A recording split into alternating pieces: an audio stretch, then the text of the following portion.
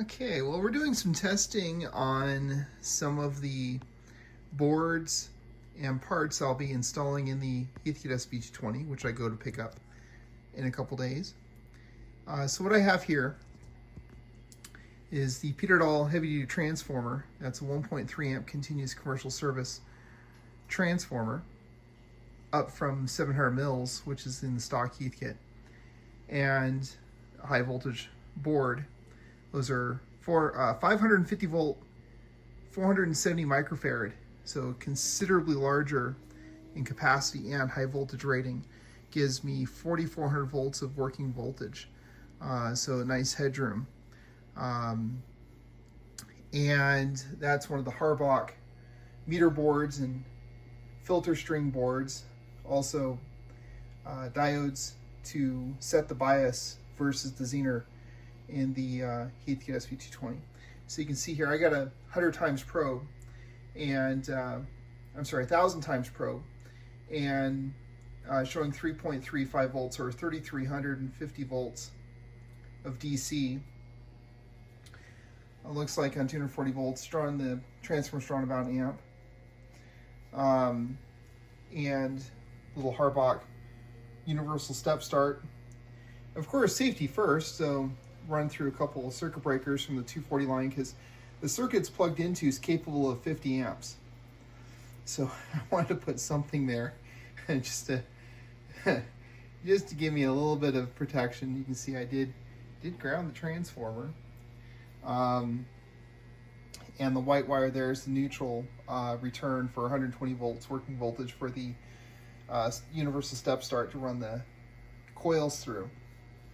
And so the step start functions, the rectifier string is functioning, and the filter bank. Apparently I put all the capacitors in correctly because nothing's exploded yet. And one thing I'm going to do, give me a second here, I'm going to grab this guy over here, turn it on, show you some temperatures on a few things. Let me set the over here. Let this turn on.